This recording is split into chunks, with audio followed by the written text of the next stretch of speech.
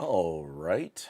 I believe this means we are live. Ladies and gentlemen, boys and girls, tech fans of all shapes and sorts and sizes and persuasions, welcome to another episode of the Monday Morning Tech Chat Show on the SGGQA podcast channel. I'm Juan Carlos Bagnell, aka Some Gadget Guy, the SGG of this terribly named podcast series. But the QA, that's the important part, obviously stands for question and answer. We like to make this an interactive conversation. I like to have my podcast on a Monday, get our week started right. We can kind of sort out our feels from the stories, maybe some of the big stories that broke last week, or maybe some news broke over the weekend.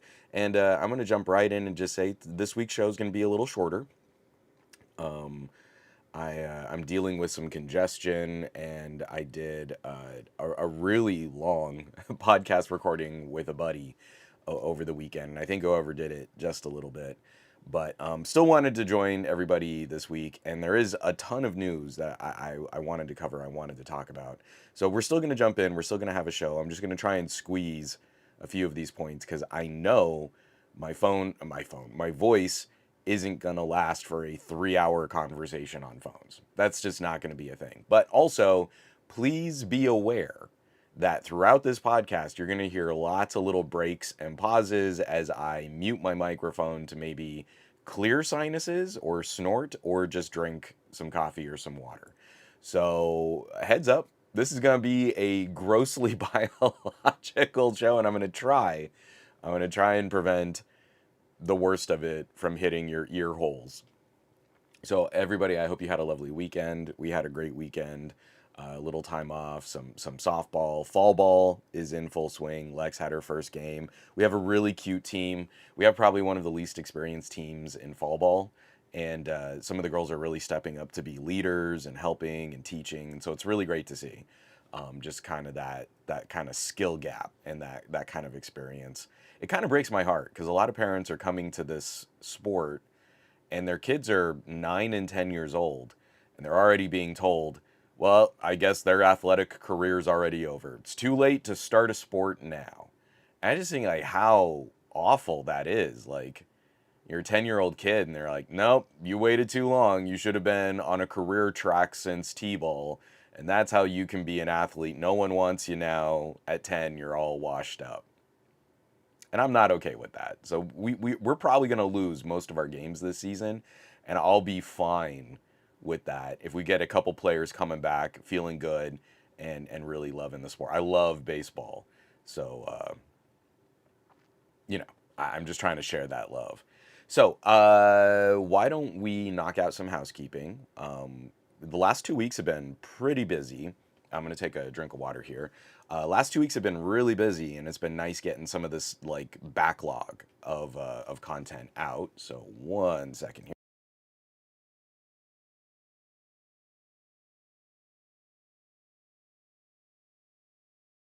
All right, and jumping in.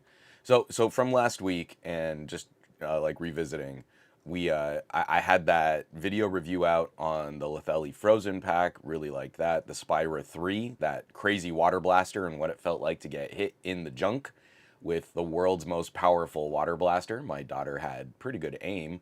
And then into this last week, this video really got big. Pixel 10 Pro is not ready to review yet, but hopefully soon. I'm very disappointed in the tech conversation. I think that should be pretty clear. I don't like how influencers rush to get the first videos out at the peak of popularity, and then we spend no time properly following up some devices.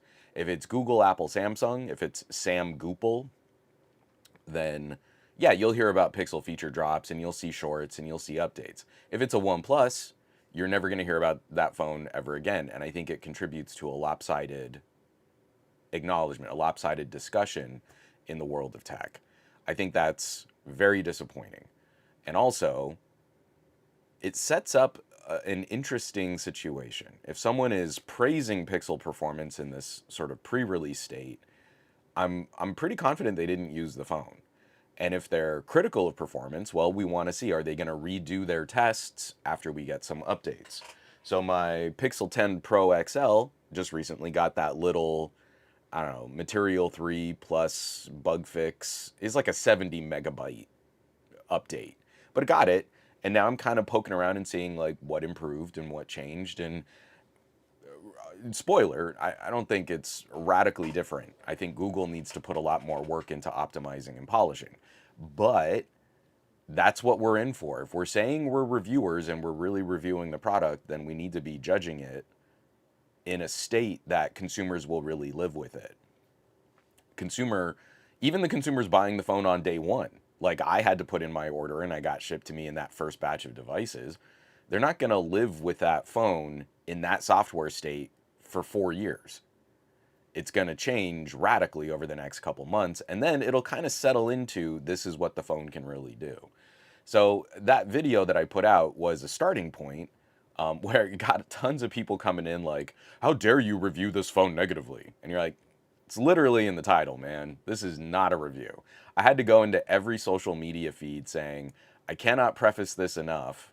I cannot stress this enough. This video is not a review. And even then, people were up in their feels. Like I had two people, and I actually had to talk to a couple friends. I had two people on Threads that started following my account just so they could go to every single post that I'd ever interacted with to try and like shame me on the Pixel 10. So that those people were getting blocked all over Threads by some of my other pals. It was pretty great. It was really funny.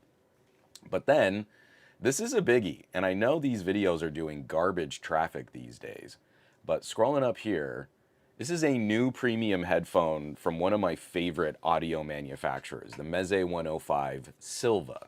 Now, I recently reviewed a new headphone from Meze called the 105 AER, or the 105 Air. I'm just calling them the Air. I think that sounds cooler.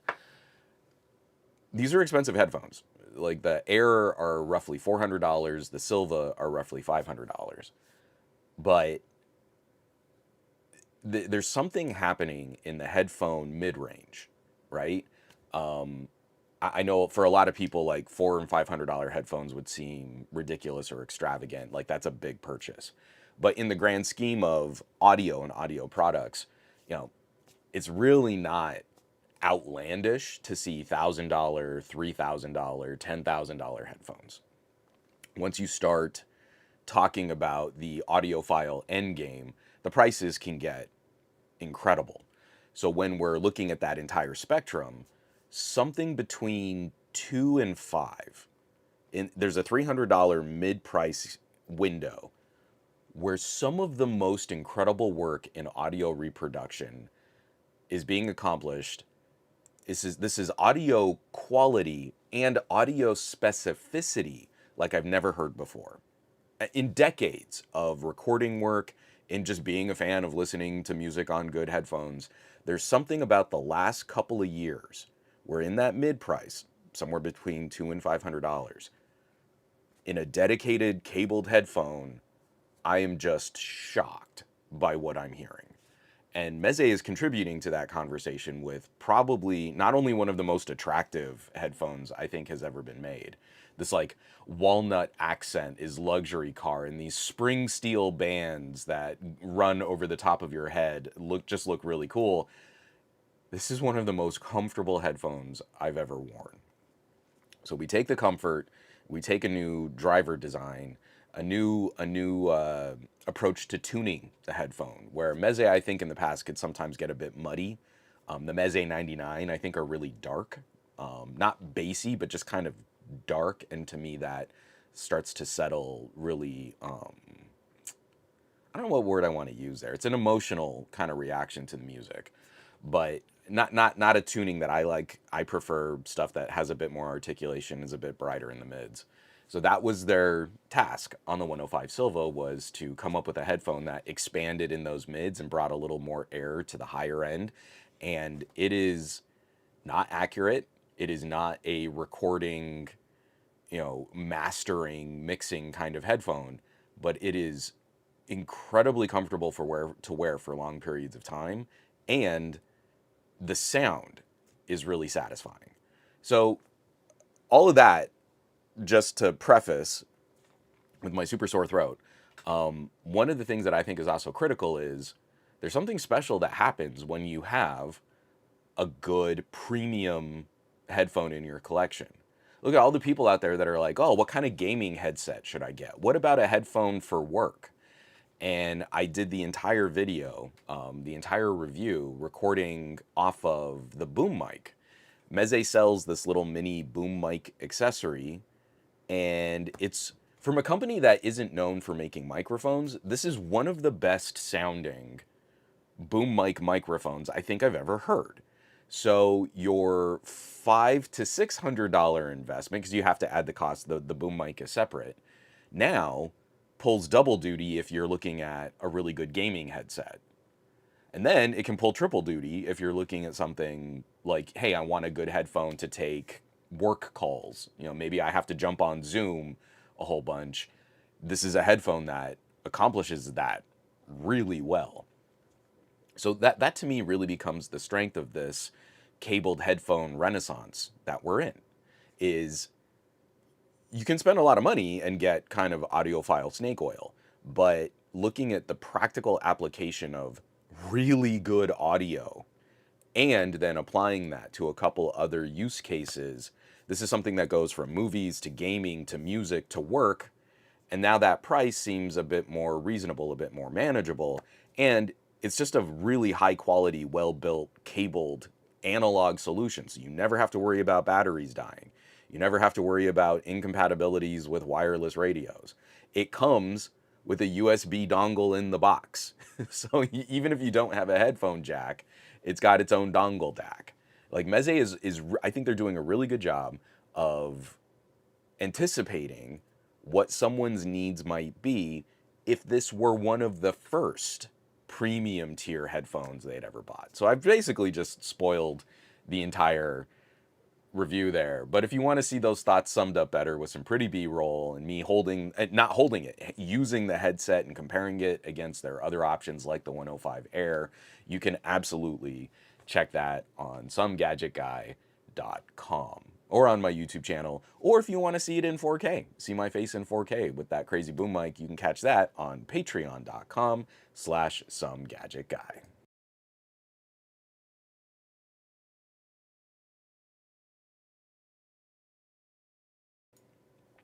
Yeah, from Abhishek, my ATH M50Xs are still going strong 10 years in. My only other good headphones are the Beyerdynamic DT770s. So, I mean, like, if you're saying my only other good pair, I know Beyerdynamic gets a lot of criticism. Like, a lot of audiophiles love to pick on Beyerdynamic because of the way that they're tuning. It can be a little aggressive. But when you've learned how to mix and how to record on DT770s. Like, they just become a staple of your lineup. Like, almost everybody in recording can kind of talk Sony, Audio-Technica, and Beyerdynamic. Like, that's just how we listen to and understand what's happening, if that's how we were taught. So yeah, a good pair of like DT770s should be a multiple decade kind of purchase. Like my Sennheiser field mixing recording headphones are over 20 years old now. Like that kind of stuff, like it people made fun of me like, "Oh, you spent like $300 on headphones." And you're like, "Yeah, but I still use them today." It was 20 years ago that I got these. So anyway, lastly, I just want to preview. This is going to be coming soon, but like I said, I met up with a buddy and we recorded a really long podcast. So if you keep an eye out for atypicaldoctor.com, get it because it's a typical doctor, but it's also atypical. Get it? It's kind of a pun. I like it. But in season two, he's resurrected his podcast. In season two, he was kind enough to have me on and ramble for a bit. We ended up talking, I think, for like almost 3 hours. So there, I don't know if he's going to put that all into one podcast, but atypicaldoctor.com and a chat that kind of, again, in similar strokes to what I like to produce weekly. We talk about tech. He tries to put me on the spot about why not Apple. We veer into some conversation and discussion about politics. Tech is politics. So keep an eye out. I'm hoping that maybe this will go live in the next week. And when I see that it goes live, I'll also probably share it out on social media. But some really fun additional conversation if you need more drive time. You know, like say you've got a really long commute, and my normal 2 hour podcast just isn't enough for you. Now you got a typical doctor to help out here too. So, this is where, yeah, you know what? There are some other things there. I've been testing out new XR glasses. I've got a cute little NOS over here. Obviously, Pixel 10 coverage is still ongoing. I have a lot of other housekeeping stuff to talk about, but you know what? Let's move on. And I just want to push through some of these tech news articles. This has been a wild week and a major focus on Google this week, where the ups and downs have been kind of ridiculous. And I think if you're a rational techie who's concerned about sort of the state and the direction where our tech products are going, this kind of wild swing in positive this, negative that, regulators this, judges that, should be really concerning. This kind of instability in a market, to me, means things are kind of getting a bit out of control. So I'm going to take another drink of coffee, and then we're going to get into our, I mean, obviously, if there's anything involving the FCC or the FTC, we start with that. But then we're going to push past that, and I really want to talk about some of these new phone leaks, and there's some really good news out for those of us who are concerned about some of our tech products becoming e-waste. So let me take another drink of coffee, and then we're gonna jump back in.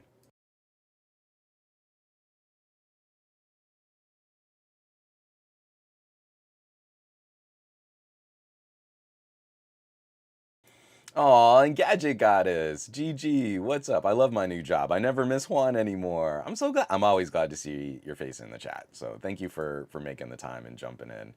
I have been lurking on all the other live streams. It's just been such a crazy busy schedule that I'll have y'all on and not be able to, like, literally not be able to jump into the chat. Like, I'm putting things together, like being a dad and doing this as a job and being like an assistant softball coach. I like I'm treading water and barely keeping my nose above. So I definitely appreciate it when folks come by to visit. I do need to send a quick shout out to Tangential Tesseract. Subscribed with Prime, subscribed for 6 months now. Thank you so much. I really appreciate the support. You get a hoarse, awful a cappella fanfare of glory. I have no idea what this is going to sound like.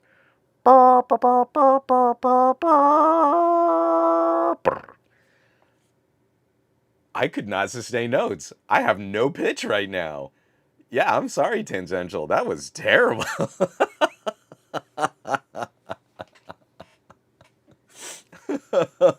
I'm sorry, that sucked. Tangential Tesseract saying, I think this might be the year I finally pick up some AR glasses. Giving it seems like another wave is coming. Some really interesting stuff coming. And also, I would say, so I wasn't going to make a big deal out of this, but the company that I'm checking out right now, these aren't new, they're new, but you know, people have been covering them for a couple weeks. This is the Ray Neo, come on, get out of the case. Ray Neo Air 3S Pro. So, when we start looking at all the different options for putting screens on your face, there is a wide swing of price points. So like X Real, $200, $400 more than these Ray Neo. So they are not in the same category. And I worry that we really haven't done a great job of explaining what these things do.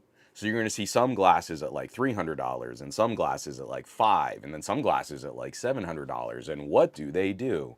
And that's kind of anxiety inducing. So I have a couple shorts out talking about the Ray Neo, and I'm probably going to put together just like another, not a primer. I hate, like, I put a lot of work into explainer type videos for this kind of tech, and they do no traffic. So I need to come up with something else. But what was I going to say? Oh, but yes, there will be some additional coverage, and if folks are interested in more like XR coverage, AR, VR, stuff like that, I'm really hoping to kind of break out some old gear too and follow up on some of this stuff. So everything we're going to talk about this week, all of the notes, all of the housekeeping, all of the links for articles, I want you to click on those links, and I want you to reward the outlets and the journalists that are doing good work in the tech space. Give them that traffic. Don't just kind of listen to me abbreviate their work. This is important stuff that we should be keeping track of, but also rewarding it with attention is the only way that these companies survive in this current economy. Everything's going to be available on somegadgetguy.com, the blog post for this week's episode, where you'll also find the audio download, the video replay, and then for folks who I always appreciate the folks who can jump in. If you head to Patreon, patreon.com/somegadgetguy. I do a slightly cleaned up version with fewer interruptions, and I cut out a lot of the breaks that I have. And this week is going to have a lot of breaks in it, so it's going to take me a little longer to edit all that stuff out. So, we got to jump in. This is one of those stories I hate putting on the docket because there's no way for me to dance around this except to point out one side of the political aisle when it comes to technology really just seems interested in cruelty. It really is starting to look like one faction that people like to vote for is just interested in hurting as many people as they can and not interested in solving problems. And when it comes to technology, it should be abundantly clear by now, both sides are not the same. This is not a both sides issue. So a while back, we talked about an addendum to a bill that Weasel Ted Cruz was trying to attach to kill funding for students getting Wi-Fi hotspots. So, in a 21st century economy where the entire backbone of all of our infrastructure for information, entertainment, education, and healthcare is the internet, Ted Cruz was saying, well, hey, I think we should cut funding. So that didn't work because that's a terrible look. His initial push on that completely fell apart. So what else to do but go to the FCC, the regulatory commission that's supposed to work in the best interests of consumers, and try again. So this coming by way of my man crush John Brodkin over at Ars Technica. FCC chair teams up with Ted Cruz to block Wi-Fi hotspots for school kids. Cruz convinced the Senate to kill the FCC's hotspot program in May. While Cruz's proposal didn't make it through the House of Representatives, Carr, that's the chairman of the FCC, is now taking action to stop the program's implementation. Quote, today, FCC Chairman Brendan Carr asked his commission colleagues to vote on 2 items that would reverse the agency's unlawful Biden-era decisions to expand COVID spending programs. Those FCC decisions spent scarce taxpayer dollars on funding unsupervised screen time for kids without accounting for the significant attendant risks.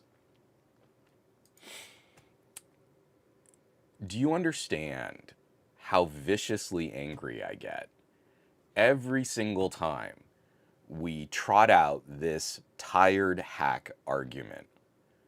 Oh, but screen time for kids is bad, so let's cut their ability to get online. These are the types of programs that keep kids from having to camp out in the parking lots of McDonald's to get free Wi-Fi access because that's how they get their schoolwork done. These are the types of programs that help spread broadband initiatives, and it gives us the data we need to see which communities are actually underserved.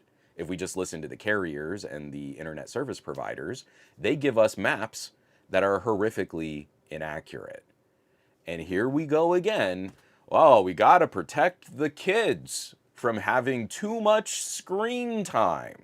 So what we're going to do is we're going to stomp on their ability to get anything online. Unlawful Biden era. Do you see what continues to irk people like me is we say we're techies and we say we care about technology. And one of the things about technology is that it should be democratizing. The more good tools you put in people's hands, the better the quality, the conversation, the more points of view, the general rise. All, a rising tide lifts all boats. Everything gets better for everyone when earnest individuals are participating and have access and are able to be brought into a 21st century economy. We all make more money. So, voting conservative over the last 20 years, we've seen consistent application and pressure on reducing choices, making services more expensive, and giving sweetheart deals to carriers and ISPs. I got into tech politics because of there was a bill that McCain co-sponsored. I think it was called like the Broadband Choice Act, which would have removed everybody's ability to choose a broadband provider. It was named the Broadband Choice Act. You have to look this up. I'm abbreviating some stuff here, and it wasn't. I can't remember what. Like there was like a silly acronym or something like that. But McCain co-sponsored it, and it would have been a significant detriment to people and communities having the ability to have multiple service providers. It would have eliminated your ability to choose different options in a neighborhood. And I wrote to my representative. I wrote to Waxman and said, hey, this is terrible. And I know I didn't really get a reply from Waxman, but I had this back and forth conversation with members of his staff. And they asked me for more information, and I gave them charts and I gave them graphs. And I said, look at where we are in broadband penetration and look at the rest of the world. We're lagging behind. And something like this would be a detriment to our ability to interact. And it got me engaged. Literally just having that conversation with some staffers in Waxman's office got me engaged. Since then, every time you vote conservative, you have to believe they're going to take stuff away from you. They're going to make things harder. They're going to start by hurting the poorest people. So you might not fit into that category. But if you think, oh, they're going to take something away from them and I'll get something more, that only works if you're a multimillionaire or billionaire. Eventually, they will take stuff away from you too. This is not a both sides issue. When liberals were in charge of the FCC, we were working on net neutrality. We were working on broadband equity. We were working on rolling out more fiber. We were working on paying for better backbone services. We were funding initiatives like Tennessee's Gigabit. The Gigabit in Chattanooga, Tennessee was funded through the Department of Energy. Every single time conservatives get in charge, it's hack all the programs, restrict all the spending for poor people, put all that money back into the pockets of lobbyists and mega corporations. Every single time. And I don't know how to keep like softening that. Like, oh, Juan, your tone is so antagonistic. Like, at some point, you kind of just need to like pull someone by the nose and say, you keep voting to have things taken away from you. Why are you doing that? Oh, but both sides are bad. Not here. Not here. I got 20 years of evidence here. How much more? Well, maybe next time. Maybe next time we vote in some conservatives, then they'll give us all the things they took away from the poor people. No, because it doesn't work that way. So anyway, let me get another drink of coffee. Please read this article. Like you want to have these conversations like what about the children, right? How do we protect the children? Here is literally something designed to hurt children. Yeah, we'll spend a little bit less money. Do you know how little money we're going to spend on Wi-Fi hotspots compared to having a more technologically advanced and educated workforce? How much more money we would... Do you see how investments work? We pay a little bit for Wi-Fi hotspots. Students get better at doing the work of a 21st century economy. They're better educated, and they join the workforce with skills for jobs that would make them more money, so we get more in taxes, so the government flourishes and the country prospers. You see how that is a very simple chain reaction of events. I'm gonna drink some coffee.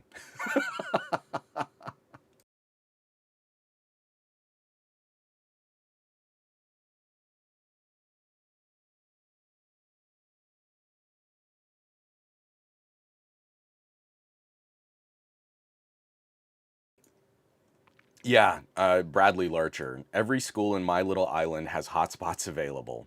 We can spend money on endless wars, but not on our kids. It's pretty rough, y'all. Um, you know, not great. Moving right along, I just want to highlight this one too because it was so terribly disappointing. I didn't realize how invested I was in the story until the final conclusion came, and I really hope that this isn't the end of, excuse me, end of the discussion.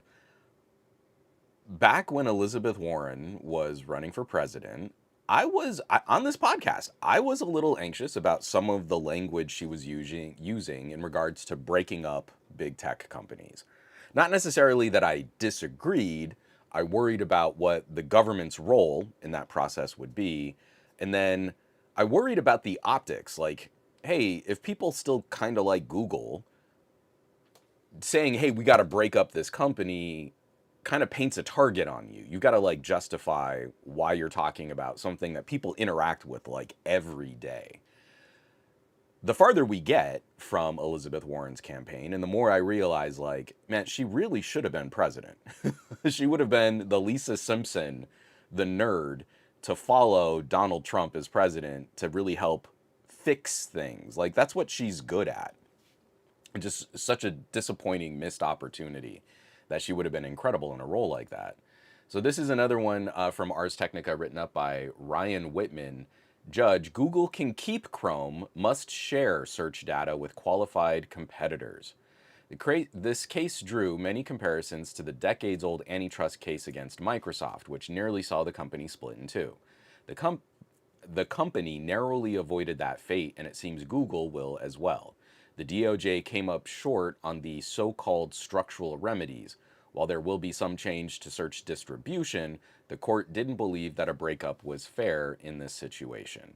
And based on the evidence and the market abuse and the size and the scope that Google has over this industry, I didn't realize like how invested I was in the idea of Chrome getting split off from Google. The issue was going to be one of messaging, marketing, optics. Google has to share their search data with other competitors. That doesn't mean anyone's going to stop using Google.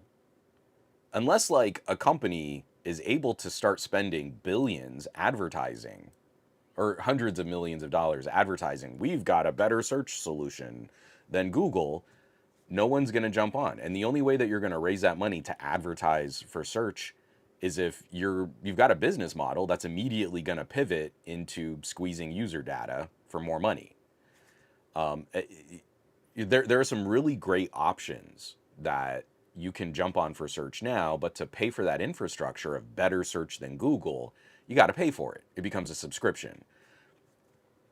It's disappointing to me where carving Chrome out of excuse me, sorry, I couldn't catch that one. Carving Chrome out of the Alphabet umbrella probably wouldn't have been great.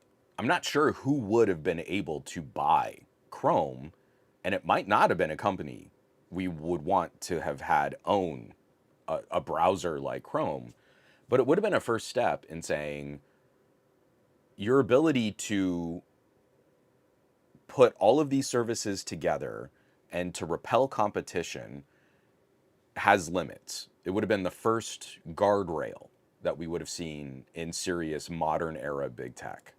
And that was really the message I think I was getting more invested in. How do we apply penalties that match the scope of the crime and correct for other companies that might be trying to employ similar nasty tactics? I'm pretty confident Google's not going to change any behavior here. But the way that this final assessment was delivered, there's a sliver of a chance, a sliver of an opportunity that maybe the DOJ can appeal this ruling, and then we go through another round of litigation and we try to prove a different case and we try to say, hey, these harms are larger than what the judge is accounting for, and it leads directly into the future of AI. If we don't put guardrails on things like their search and ad business, we can already see the same business tactics being employed for AI. I didn't link it here, but it's pretty easy to find. Go search that video clip of all of the big tech titans, the Tim Cooks, the Bill Gates, the Mark Zuckerbergs, all sitting around this tacky, gaudy, golden table, all delivering their fealty, their praise to President Trump's leadership. You're like, this is a table full of people that should be at least a little more prideful of their position and the control they have over markets and information and distribution, and they could savage Trump, right? They, they're all sitting at this table. Oh, and thank you so much for inviting me to this wonderful collection of tech executives. And when we get together, we really, we come up with what the future and the investment and all the money, thanks to your wise leadership. And it's just tacky and gross.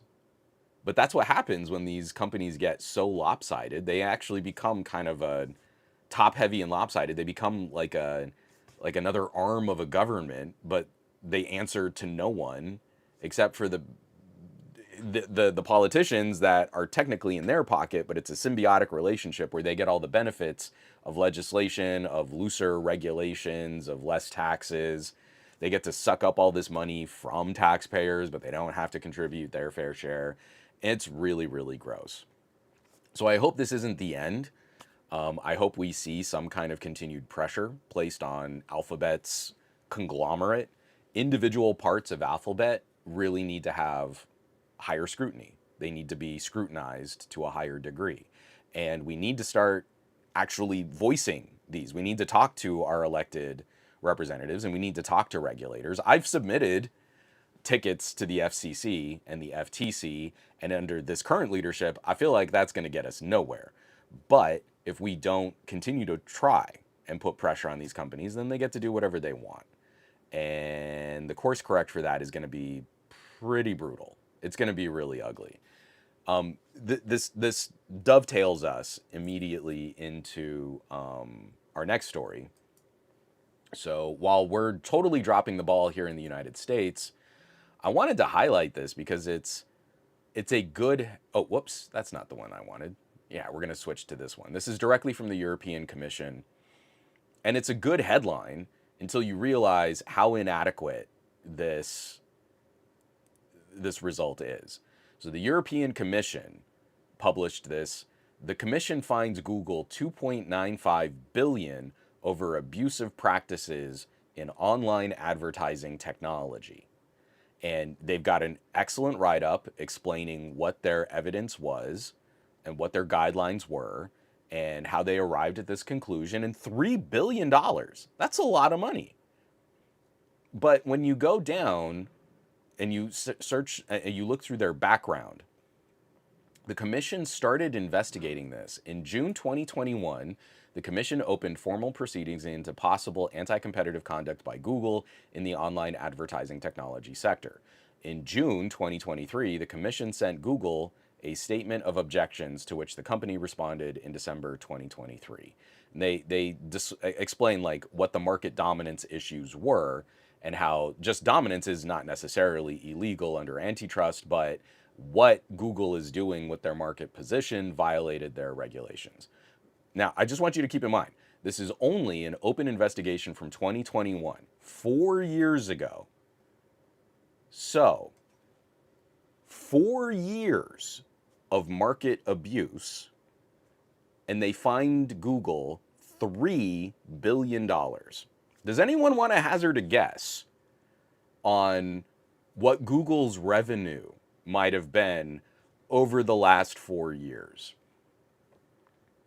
Do we think $3 billion is going to register as an appropriate, noticeable impact on Google's business practices that they would actually convince Alphabet executives to change course on the way that they do business? Does anyone want to try and throw out a number over the last 4 years? How much revenue has Google brought in on these types of services? Pop on Tech.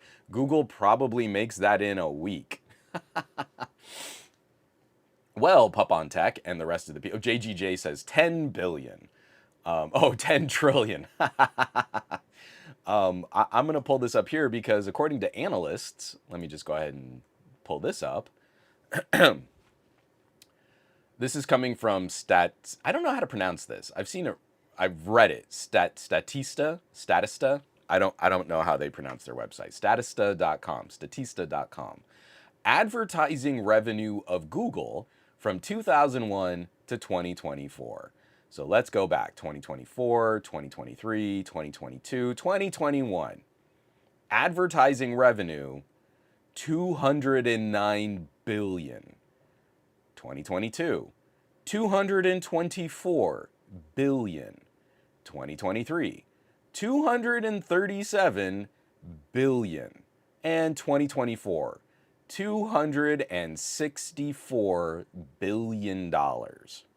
So over these 4 years, we're talking about $1 trillion in revenue. And Google just got fined 3 billion. Those numbers. I've got a phone. Oh no. There's a phone with an active Google Assistant that's trying to ask for more information about what I'm talking about with Google's own revenue issues. You would think Gemini would know better. 3 billion. These numbers are incredibly disparate. When we look at what is the penalty for this type of malfeasance? What is the penalty for this kind of market abuse? And if your penalty is a fine that's almost a rounding error in how much money is generated every year in revenue, then something tells me Google's not going to be too motivated to change their business practices or change their business tactics. So it's pretty gross. Like Mr. Maug, right? My brain hurts with these numbers. So we hear billion and billion. $3 billion, that's a huge fine. Until you see the first year of the EU's investigation, they did 209 billion in revenue.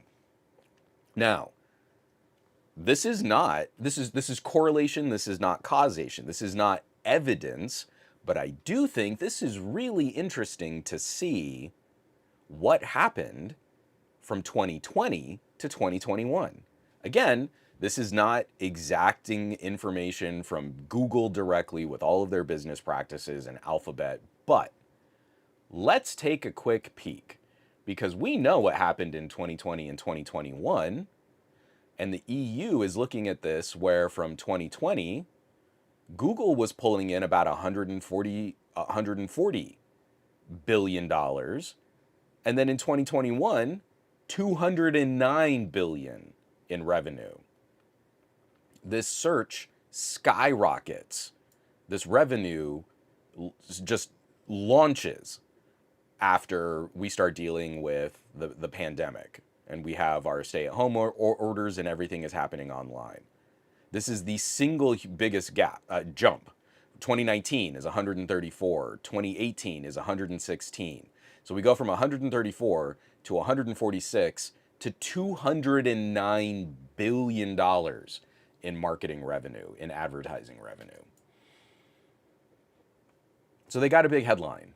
$3 billion. Google's really going to learn their lesson. They're going to have to pay a $3 billion fine on $1 trillion in revenue. Cool. I have $1,000 and I'm going to fine you $3 whole. Now you're going to learn your lesson. I still have $1,000. $1 trillion in revenue. We're going to fine you $3 billion. I still have $1 trillion in revenue. Literally, the word we used to describe that number did not change. It's still $1 trillion.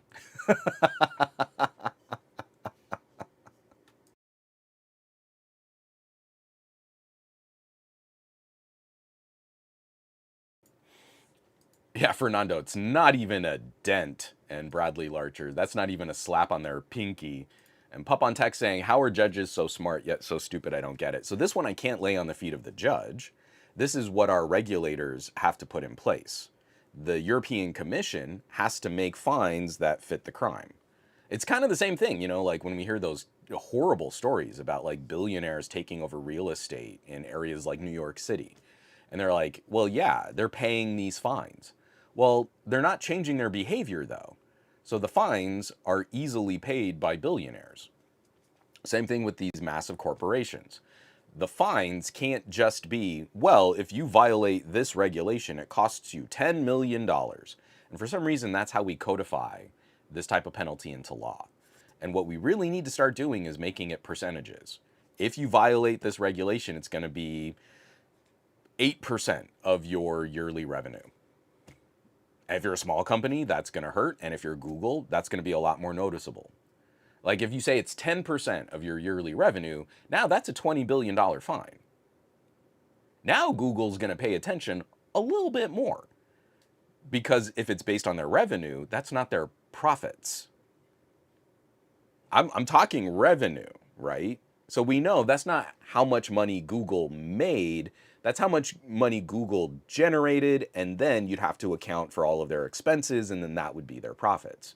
But if we start saying, hey, if you screw up that bad, and we've got to take you to task, and we have to go through all the rigmarole of court cases and appeals and judgments, it needs to be 5%, 10%, maybe a maximum penalty of 50% of your yearly revenue.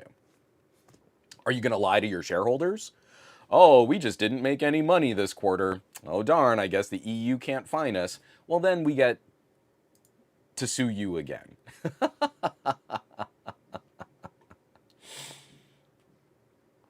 From Bionic Scoop. Hey, Scoop, what's up? That slap on the wrist. Ow! I've totally learned my lesson.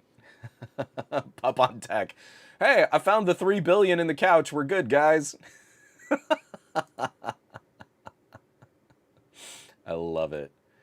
From John Gao, I agree with all that, but at least the EU actually do some things to kind of punish those companies. In the US, we only have the DPA and MPA nonsense. Again, I'm actually turning to the EU to start refining this.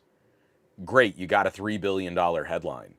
It's going to do nothing. So now I feel like the commission needs to look at what is going to be a more appropriate punishment for market abuse and antitrust violations. You got to step it up. It's got to be a percentage, not a hard dollar figure. And it might even be a percentage. I actually don't know how they arrived at the $3 billion assessment here. But if your percentage came out to $3 billion on 4 years of potential market abuse, then you need a bigger percentage. You need a bigger number there. Pup on Tech, what's the name of that website that tracks which politicians and regulators get donations from where? There are a couple out there. I know I followed one because they recommended it on, I think it was Air America or something like that. But yeah, I don't know. I'm not going to spend a lot of time on this. I want people to read up on it because it's an examination of a claim where, again, the conservative side of the aisle are bullies who can't take any kind of criticism. And they're whiners who call other people snowflakes and then immediately melt when any of their claims are examined or scrutinized. So this is just the headline from Reason.com, written up by Jack Nicastro. Donald Trump's antitrust enforcers continue their harassment campaign against Google. Federal Trade Commission Chairman Andrew Ferguson sent Sundar Pichai, CEO of Google's parent company Alphabet, an email last week notifying him that Alphabet may be engaging in unfair or deceptive acts or practices, end quote, which violate the FTC Act and justify federal antitrust enforcement. And basically what they're claiming is, if you're a Republican, your fundraising emails go to spam. But if you're a Democrat, Google is so in bed with the Democrats that their fundraising emails don't go to spam. And they've been making this claim for 2 presidential administrations now. And the claim is never borne out. We've seen no evidence to suggest that there is a structural issue at Google that censors that kind of specific information. So what the folks at Reason.com did is they ran a test. They're following up on the New York Post, and they're reporting on. Oh, who was it? Was it the Post that actually ran the test? Do I have this wrong? Citing the New York Post. The Post article is based on a memo. Showed. Oh no, Targeted Victory, a memo obtained from Targeted Victory. So they ran. Reason is reporting on it. I caught this first from Reason, and my brain is foggy. I thought Reason ran the test. They did not. But they run a test, and they are putting in emails and different fundraisers and different links. And I'm pretty sure you can imagine what the result of the testing would be. But I just want to keep pointing this out because here are all these tech billionaires circling a table with Donald and Melania Trump, praising him on his genius business leadership, and Trump's FTC is still going after Google for not being Republican enough. There will never be enough. You cannot appease this administration enough. So, because what they really want, and they're telling on themselves, what they really want is Google to set up spam filters that block Democrat fundraising emails. They're telling us in the reverse. It's always projection. This is totally happening to our emails, and it's not, which means we want it to happen to our competitors' emails. That's what they want. They want Google to overly demonstrate their fairness by blocking one side of the communication because we all know big tech is totally in bed with the liberals, even though it's big tech that is largely responsible for this administration coming to power. You're never gonna appease them enough. You give them a little, they're gonna keep asking for more. And this is a retread. This is something that came up, I think, at the beginning of the Biden administration. Oh, we totally need to investigate. There's no way Biden could have been elected if Gmail wasn't censoring our emails, if Google wasn't censoring Republican content in their search results, which has always been crap. There has not been a shred of credible evidence to suggest that that's what's happening. The only thing that we can point to is individual user behavior that people keep clicking on unsubscribe and I'm not interested in this content, so please stop feeding it to me in my automated feeds. But that's not a Google thing. See, the Republicans want to supersede Google's ability to run their own algorithms, which I think are already garbage, but are at least tangentially based on some kind of user behavior. And if people are blocking and putting Republican fundraising emails in spam, that should be telling the GOP something about their messaging. But instead, what they want to see happen is the flip. If Google censored our emails, they should censor the Democrats' emails too. That's what Google should do, because then that would be fair.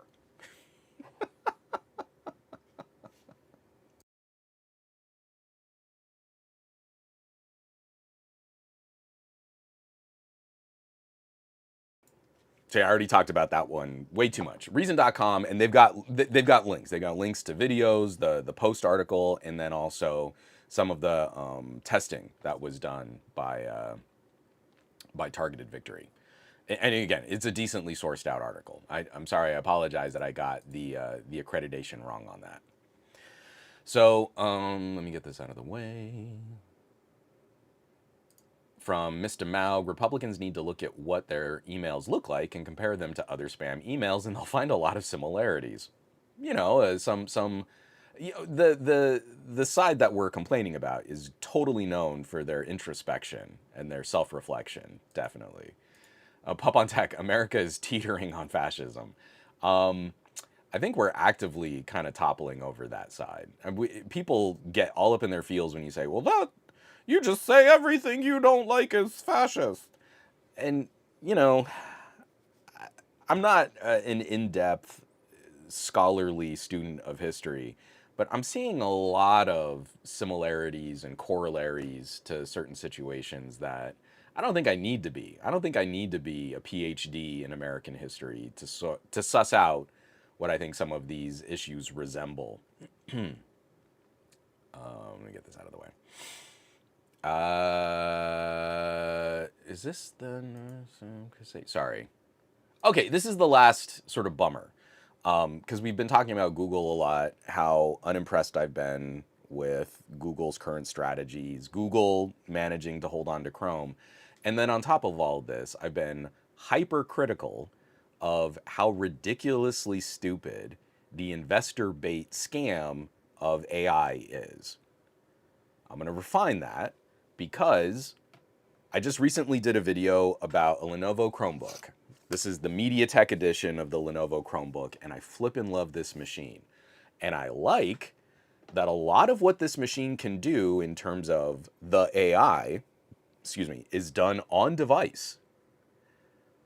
I'm telling y'all, I still think it's magic when I can open up an app on a phone or on a laptop and cut off the internet connection, turn that off, and then push record on a memo recorder and watch it transcribe speech in real time, and now get to the point where it's pretty accurate at handling different voices. All of this other garbage, like, look, I can make it look like a UFO landed at my daughter's softball game. I'm never going to use that. I don't want my photos to be inaccurate. I don't want my photos to be suspect. I want my memories to be preserved. That's what I love about a camera. I'm not sitting here trying to make AI garbage slop where my daughter's softball game would have been. But if I'm in the middle of a meeting, I've got 3 people talking, and I open this thing up, and in real time, it's transcribing and allocating speech to different speakers, y'all, that's still like science fiction to me. Like, that's still kind of magic. I didn't have to upload it. I didn't have to scan it. I didn't have to import it into another program after the fact, which kind of transcribes it after. I'm watching it just do it in real time. And chef's kiss. Wow. You're going to give me apps and services like that? I'm machine learning dude all day, every day. Better subject identification in photos, better highlighting in media and content creation apps. You know, if you need to do a fill, it's easier to do a fill if you can do some kind of on-device NPU scan for the surrounding information in a photo. I love it all. Let's keep doing that. But if you're trying to tell me that building massive data centers to ruin search is a good business model, I'm gonna say you're kind of dumb. And that's really the trap that so many investors have fallen into, and why this feels increasingly like a rug pull. Is that people who invested in AI and put big money into AI need AI to keep being valued higher, and they're all playing this game of who's going to be the first to pull their money out. People investing today they have to see people invest on top of them so the valuations can go higher, and then they will make money when they pull their money out. No one wants to be left holding the bag. No one wants to be buying in at the top and then this market craters. And I really hope it doesn't. I hope it's a slow deflate. But that's increasingly unlikely given these companies are now mask off telling us that they just don't care about things like energy use or the environment. This is written up by Canada's National Observer, Darius Snekius, and Rory White. Google deletes net zero pledge from sustainability website. Now, Juan, a couple months back, didn't we cover on this podcast that Google put out a sustainability report? And they talked about their environmental impact, and they were so hot on all of the new technologies that they were employing, like closed loop water cooling, and they brought on more green energy than any other company. Don't you see? They're so concerned and they're so good for the environment while also building out more processing power at their data centers. So if that were true, and Google wasn't just astroturfing and greenwashing, why would they delete their net zero pledge? Come on, stop it. I'm gonna have to turn this pixel off. Why would they delete this from their site? It makes zero sense. So from the article, Google CEO Sundar Pichai stood smiling in a leafy green California garden in September of 2020 and declared that the IT behemoth was entering, quote, the most ambitious decade yet, end quote, in climate action.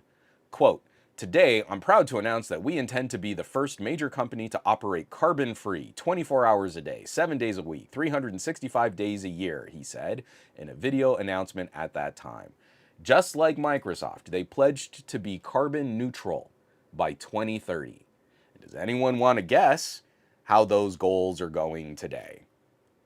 So badly that Google has removed this pledge from their website. It's still buried in their sustainability report, but if you read through that report, it's actually not great looking at what Google's targets were and what their claims were, what their promises were, and how far they are from that. Like Microsoft, we're seeing an increase in the amount of energy consumption, water consumption, because you're building so many more facilities, powering them. Well, that's just putting more carbon up into the air. When they say we brought on more green power than any other company, that was green power they brought on in addition to the power they're spending from other dirtier power sources. It's not we brought on gigawatts of power and that supplanted gigawatts of like coal fire electricity. No, they're still using all the same amount of power from other dirtier sources. And then on top of that, they brought on green power, which helps no one but them. And I will at least give them credit that the power they're bringing online is a little cleaner. I mean, it's not like Twitter, right? It's not like Elon Musk is using like gas powered generators to fulfill his power needs, just burning tons of fuel, dumping radical amounts of pollution into the environment down in Georgia.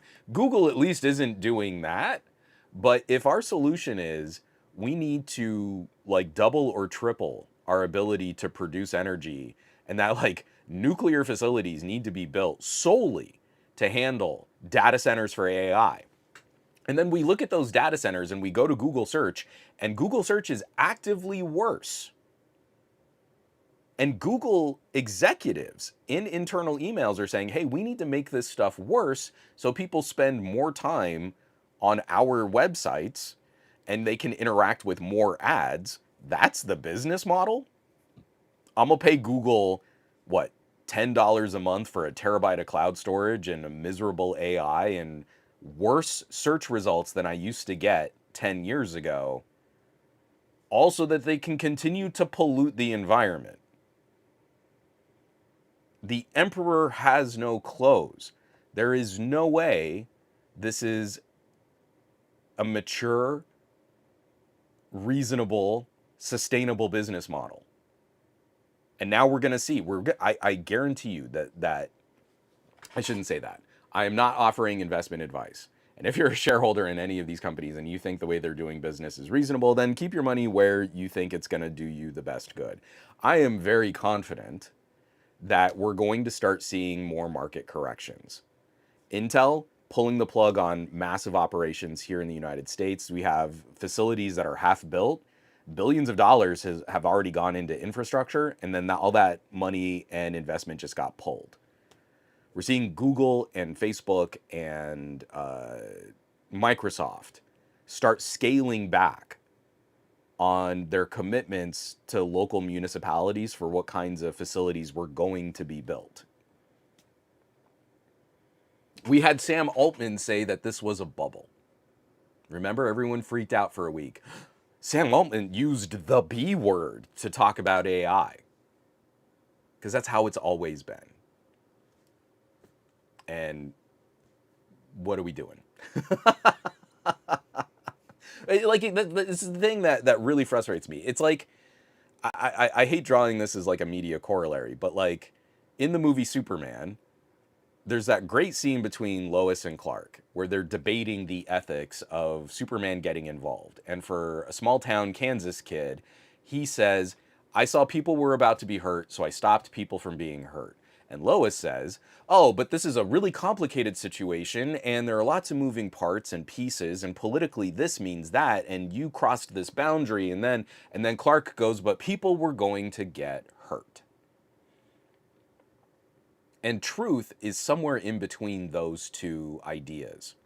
Acknowledging the complexity of a market is one thing, but then we're acknowledging the complexity of this market while we all go, but this is crap. So shouldn't we stop it? Shouldn't we course correct? Shouldn't we adjust? Well, no, I mean, it's complicated.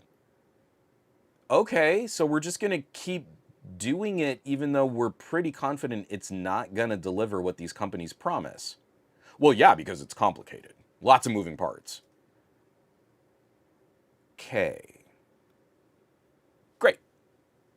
Great. Great, great, great, great. I guess we can't do anything because a company is a private entity that reports to their shareholders. So I guess we need to start lobbying the shareholders of trillion-dollar companies, right?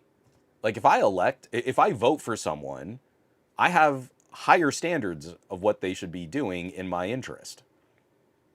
Voting, this is actually something that happened on the Atypical Doctor podcast. We were talking about tech. I feel like we get lost in this. You show up to vote, you elect a president, and then you say, my work here is done. And for me, it's the opposite. See, I can't influence anyone at Trump's FCC. I can't demand anything of Trump's FTC. I know they're not earnest participants and they're not going to listen to anything I say. But if we had had a liberal president with liberal FCC and a liberal FTC, I would be viciously sending them communications on the regular, like I did during the Biden administration. Because I voted for them, I expect them to do good things that I support. So when you vote for someone, that's not the end of your relationship with an elected official. That's literally the beginning. If they're put into power, now you have to hold them to all of their campaign promises. You should be harder on them. But, there's nothing we can do about AI. And the market is just going to sort of correct itself, right?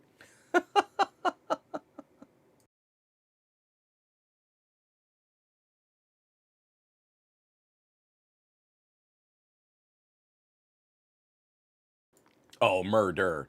The Google search used to be really taxing. Now imagine how much the forced AI prompt adds to it. And not just the forced AI prompt, but multiple, because you've got to be a prompt engineer. You got to get your query in there in a couple different ways until you get the results you want out of an LLM. So that's what you do. So, we're going to shift gears, and talk about some actual gadgets. We made it. We made it through the first half. We made it through all of the political news, and my voice has not completely failed yet. So we've got a lot of leaks and rumors here, and I don't know about y'all, but the proposed future landscape of smartphones is looking like yet another year of iterative, stale, and kind of boring design.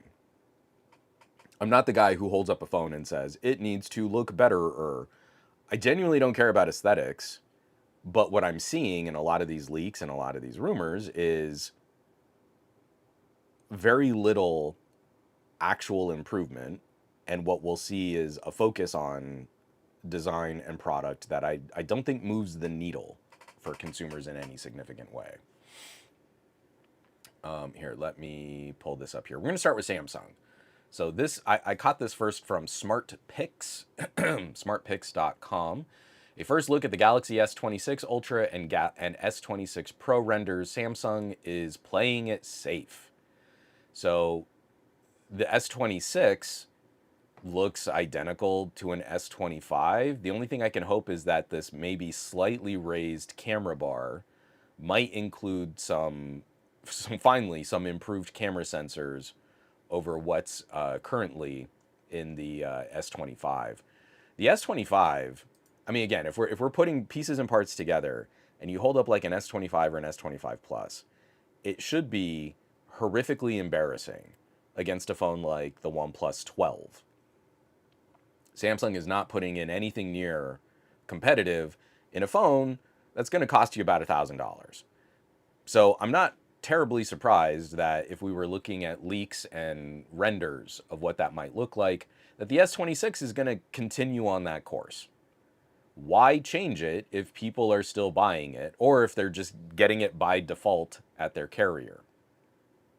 Moving down, the flip side of this, I'm encouraged that we might finally see some improvements to the S26 Ultra.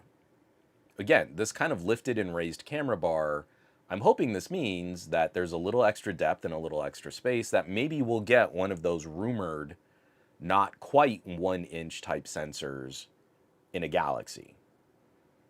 Like, Samsung has made larger camera sensors, and one was in the Mi 11 Ultra, the Xiaomi Mi 11 Ultra. It is so disappointing to me that Samsung has continued to stall.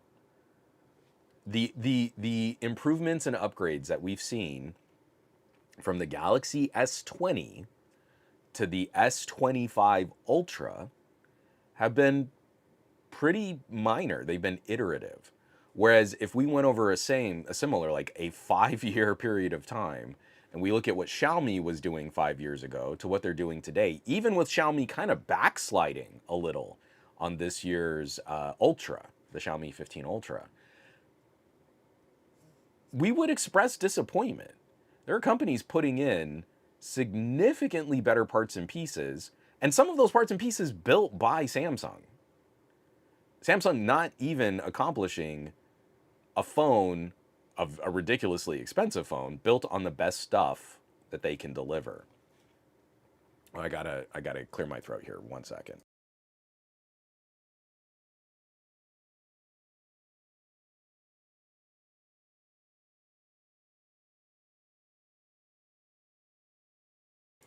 So S26 Ultra, I'm hopeful that we'll see at least something moving the needle on some of these little parts and pieces like camera tech. But the rest of this, and when you talk about leaks, it's still rumored like same 5,000 milliamp hour battery. I love this one rumor, 60-watt wired charging. Are we finally gonna get kind of fast charging out of a Samsung now? I mean, that would be cool. Not as cool as the 90-watt charging on my OnePlus. Or is it 80? I think it's 90 in the United States now. I actually have to look that up. It was 80 watts last year, but you could use a 100-watt charger. Regardless, demonstrably faster on the OnePlus for a lot less money. And it's going to have Qi 2 wireless magnetic charging. So I'll be curious. I wonder, Qi 2 was kind of causing some issues with the hardware internally on the S25 Ultra, so they didn't put the magnets in the phone. I wonder how they might have solved that issue, or are we going to see even less smarts in S Pen? Or are we going to see maybe a Galaxy S26 Ultra that just leaves S Pen behind? What people really want are magnets that charge your phone super slow. And it's time to finally give up on all those productivity features, y'all. It's time for the Galaxy S26 Ultra to just be a Galaxy S again and not a Galaxy Note. But 60-watt charging, whoo, it's blowing my hair back. And then the Edge, I don't know. See, this is the thing that again, immediately, even in this article, the Galaxy S26 Edge looks like the iPhone 17 Air. Tiny battery, thin frame rail design, cool, but they're expanding this back panel in a way that I think has looked better on competing devices. Oh, do I have it handy? I think I might have put it back away. But I was making a joke. On social media that I think one of the best looking phones that iQOO has ever made was the iQOO 9 Pro, and it has that big wide camera bar on the back. And then they walked away from it, and I thought it was kind of a bummer. It was a really cool look, and it gave you a little bit more space and depth to put in different like camera tricks, and maybe if you wanted to have other like components in that space, you had more space to work with. But now Apple's going to do that, And of course, because Apple's going to do something like that, it looks like Samsung is going to copy Apple. And I'm just so tired of Samsung copying Apple. I think it's a bad strategy. I think you're trying to make the Galaxy look cheap and look like iPhones in ways that people will obviously know, but that's not an iPhone. Anyone who would care about that kind of presentation or aesthetic is going to know, hey, that's not an iPhone. Because our next round of rumors, our next round of leaks, this is coming by way of GSM Arena. I don't know who wrote this up. Siddharth. I definitely mispronounced that. iPhone 17 series battery capacity leaks ahead of phone launch. And they're going to have batteries, guys. iPhone 17 is going to have a 3700 milliamp hour battery. 17 Air is going to come with a 3000 milliamp hour battery. 17 Pro is going to rock 4000, and the 17 Pro Max is going to have a 4800 milliamp hour battery. And I've got mid-rangers on my desk right now with 6000 milliamp hour batteries. I've got premium tier phones hitting 6500. And Apple's still like, we've got like one of the most powerful processors and it's a pretty good performance per watt, but we're just going to put in a battery that kind of just barely lasts you one full day of use and then you need to charge it. So you need to put extra charge cycles on our battery because they're smaller. I mean, if we put in a bigger battery, I guess we'd have to charge you more on the most expensive slate phones on the market today. Pretty gross. I mean, it's just not impressive. But then you look at these like dummy units in their article title, and you look at like these sideways bars for the camera housing, and I'm hoping that this actually means maybe the iPhone will finally get some better camera hardware because they've been years behind, especially on their companion sensors. Still charging you the most for a phone, but like their telephoto performance is hot garbage compared to like a Vivo. But you're going to look at this back housing and you're going to see three circles in a triangle formation. And well, yeah, that's a phone. That's expensive. That's an iPhone.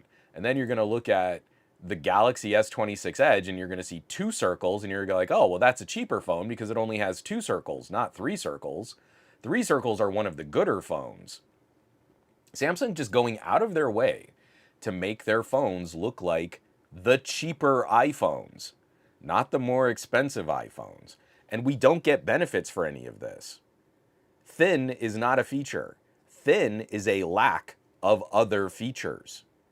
You have to put a case on it. Well, now your phone isn't thin anymore, right, guys? So it's just so galling to me. Samsung, Google, and Apple have fallen into this little triumvirate of copying each other, of like boiling off any kind of excitement, any kind of improvement, making sure they don't rock the boat, making sure they don't push too fast, too forward. And we know in Apple's own internal communications, they're actively looking at ways that they can slow progress while still charging their consumers more. I mean, I know they were probably joking about it, but they were saying things like, what if we could just roll features back? Maybe features on the iPhone are too good, and we could still have people paying more while we give them less. But Samsung, Google, and Apple keep copying each other into this like bland paste of a smartphone market, but they also spend the most on marketing. And what passes for consumer education? Not listening to YouTubers and videos. A tiny fraction of potential consumers actually seek out tech commentary on social media. It's marketing. That's how people get educated about the tech that they buy. So we know iPhones are right around the corner and there's going to be some big hoopla. All of the people that were saying nice things about the Pixel, all the influencers, a couple like last week, oh yeah, Pixel, and then you can't judge a phone by its specs. Specs don't matter anymore. I like the Pixel because it feels so fluid, which it didn't. Like, I'm sorry, ColorOS is a better animation engine than what Google's using on the Pixel launcher. I need y'all to watch. How many of those people who were saying nice things to Pixel fans are already strapping on Apple Watches and getting ready to savage the Pixel because the iPhone is the iPhone of Apple and the Pixel is the iPhone of Google and the iPhone of Apple crushes the iPhone of Google. It's like how obvious do we need this game to be? How obvious do we need to see how everything is rigged just based on search results and popularity? Look at all of those influencers that are getting ready to put out videos and they get to go to Apple events because they're in good with Apple PR and Apple marketing. They get access where other people who might be critical don't get access. And how many of them are getting ready to flip? Oh, Android user tries iPhone for a month. Hey guys, through pure meritocracy, and not just because I think I'll make more money on a video like this, I've been shown that this phone is pretty good, and you should buy my affiliate link is down at the bottom, and you can support the channel and smash that bell icon. How many half-hearted comparison videos do we need? You know, Apple versus Google, iOS versus Android. Which one's right for you? Well, I looked at my stats and more people watch my videos on iPhones than Androids, so iPhone is the winner.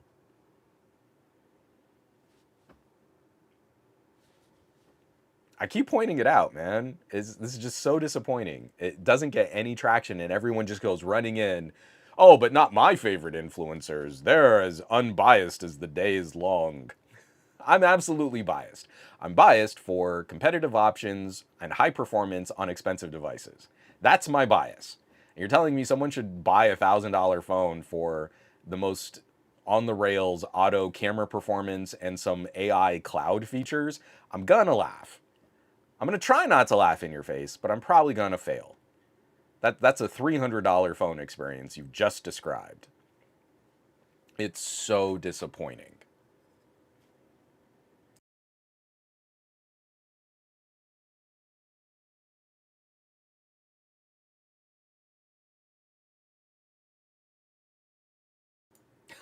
Tangential Tesseract. Surprise! The iPhone is the most iPhone.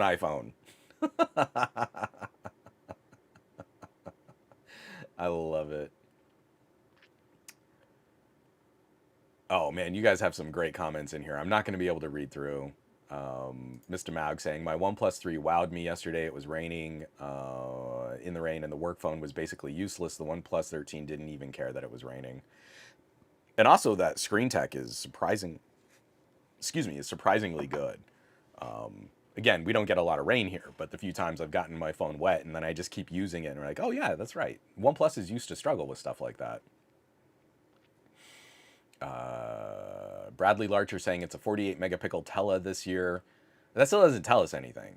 I can put 48 megapixels on a really small, almost 1/3, third inch type sensor, as opposed to where's my Vivo?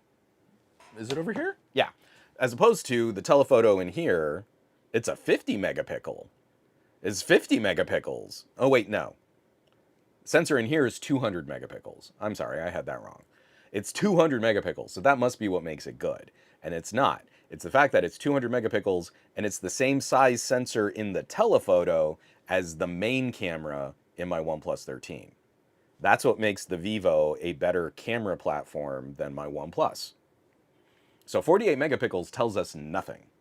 And Samsung they made the 200 megapixel sensor that's in my Vivo. So why isn't Samsung putting the 200 megapixel sensor in their Galaxy Ultra? The phone that they make does not get the sensor that they make. Oh, and tangential. Yeah, the super large circle on my Open has genuinely drawn interest by folks. A unique design does actually draw attention. And I can't tell you, especially when I'm trotting out my Xiaomi, that big old circle on the back of a phone. Even the Pixel owners, I've said this before, even the Pixel owners will take a step back and ask me to be an event photographer at our school events. Like, oh yeah, your phone takes such great pictures. And you're like, yeah, I think I'm a pretty good photographer too, but I know what I'm doing. And I think time and time again, if you care about composition and trying to line up a good shot, you'll beat the Pixel every single time with a Vivo or a Xiaomi. Um, command control device. The daily usage nights of Pixel 10 series strikes again.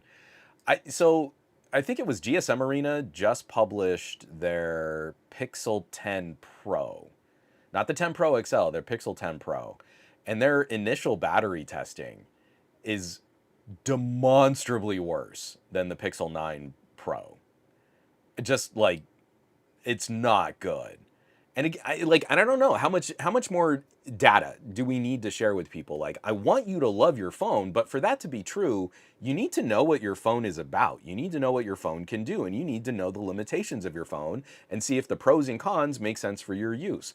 And every single person I talk to who is not like consuming tech YouTube videos, they flip their ish when I show them better battery tech. That blows minds. And then a few will actually follow it up like, oh, yeah, I mean, your phone charges really fast, but what about the camera? And then I show them photos from my OnePlus 13, and they're probably better than the photos on their iPhone Pro Maxes. And then I get to say, like, yeah, this phone's like $400 cheaper than that phone is. Oh, yeah, I still have the rocker switch. I can mute notifications and stuff. Like, it's still there. It's actually a better competitor for like an iPhone Pro Max. I just, it's exhausting. It's so exhausting trying to keep bringing up these points and then literally have the Pixel nerds out there. Oh, but you can't judge a phone by specs. Oh, GSM Arena must be biased because they showed how the specs on the Pixel 10 Pro make it not as good. So it must be because they're iPhone shills. That must be what it is, because that's what I got called all last week. Anyone who like caught my criticisms immediately jumped to, yeah, let's see if he brings the same energy for the iPhone, guys. He's here complaining about Pixel, and no one does things on Pixels. I'm happy to spend $1,300 on a phone that can't do things, because it's all about the AI now, guys. Let's see if he brings that same energy for the iPhone.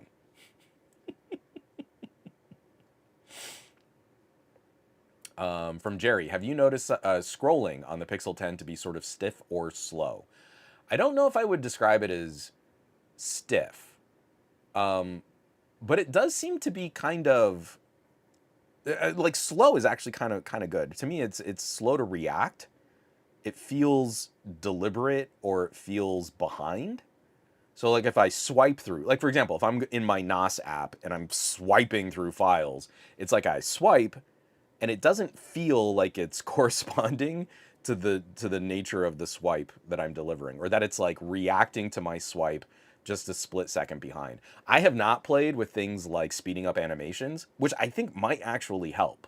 I think this new engine, remember, we're talking about Material 3 Expressive now, right? This is a new skin on top of Android. This is the Google flavor of a skin. And I've been coming from FunTouch and HyperOS and ColorOS. And right now, I think ColorOS, Oppo's custom skin, is actually the best animated skin on Android right now. So this is just the first implementation of a very beta feature on the Pixel. And I'm willing to cut Google a tiny sliver of a hair of consideration there. I'm willing to cut them just a little slack when I'm scrolling through this phone, or especially like I'll swipe up to get into multitasking, and that it's doing two different things in a separation way that feels slower than it should be. So obviously this needs some polish. But I want everyone to remember when this animation hit, we were kind of in that like what, OnePlus 10 days.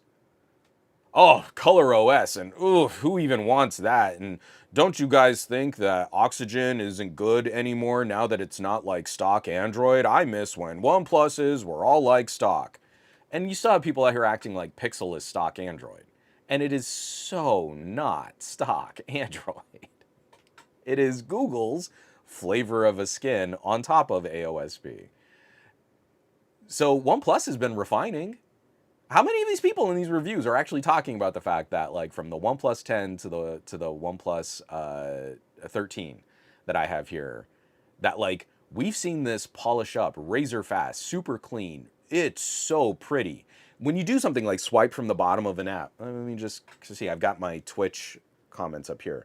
You swipe up and then you can choose, like, do I want a split screen or floating window, and how beautifully it just kind of moves between those two features. Like, you want to say like, oh, conveyance, and is that organic, and is that something people will do? Well, no, on a Pixel, because on a Pixel I still have to go through like menus to do that kind of stuff, and it doesn't animate as cleanly. So again, it's like it matters until it doesn't.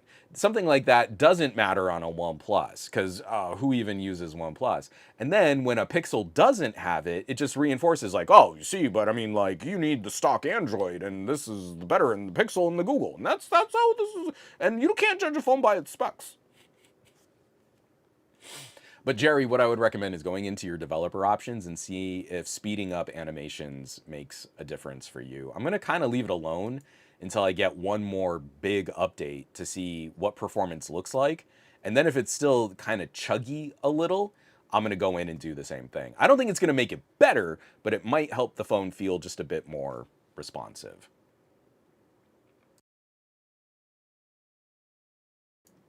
Sorry, I'm way behind on the chat. I am trying to catch up here. Oh, people talking about all the battery issues, Pixel 4a, 6a, 7a, battery swelling, battery getting throttled. The Pixel 10 is going to have an artificial battery throttle. Mr. Maug, the Galaxy Tab S11 series might be the first Dimensity 9400 product we get in the IS. I don't know, what is the IS, Mr. Maug? I know it's probably going to be one of the only ones that we get here in the United States. And if you get the ability to go hands-on with the Dimensity 9400, it is a beast of a chip. It is anything that's CPU bound, the Dimensity's going to win. Qualcomm is still going to win for gaming. If you don't game on your products, but you still think you want high performance, then it's MediaTek all day, every day. That core configuration is astoundingly brutal in what it can accomplish. And all the people out there is like, oh, but it's going to throttle. It's going to get so much more work done before it throttles that even throttling, it's going to be faster than a Qualcomm on a CPU-bound task. Bionic Scoop. No way. The gooder photographer gets asked to take photos at events. Color me shocked. And I know Scoop feels my pain there. I know Scoop has walked around, has shown people some photos, and then has had someone point blank to his face, thinking they were paying him a compliment, tell him, wow, you must have a really nice camera. To get a photo like that, your camera must have done all the thinking for you even better than my camera does.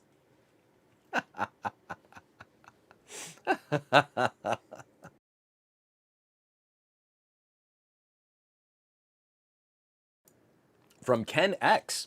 Any mid-rangers out there with good cameras now? Seems like a lot of mid-ranger phones are getting the 50 megapixel sensors. So never pay attention to the megapixels.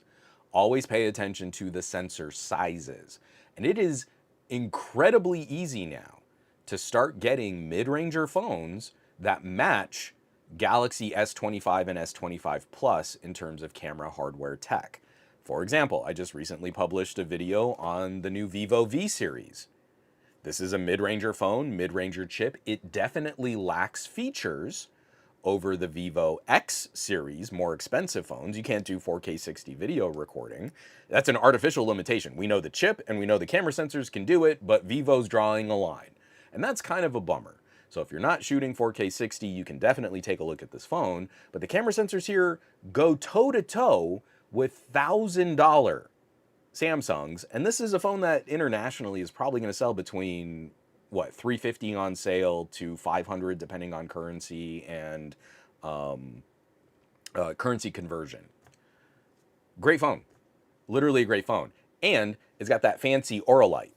So the cool thing about mid-rangers is that you can still find some of those hyper specialists. If one of the things you want to do the most is take pictures of people's faces, then something like the Vivo V series might be better than a lot of more expensive phones because of the way they handle the flash, the tone, and the lighting. Like it's built for that first, and then the rest of the camera package is still really good. It it gets you into thinking like, oh, you know what? Even when I'm spending under $600, I could still specialize.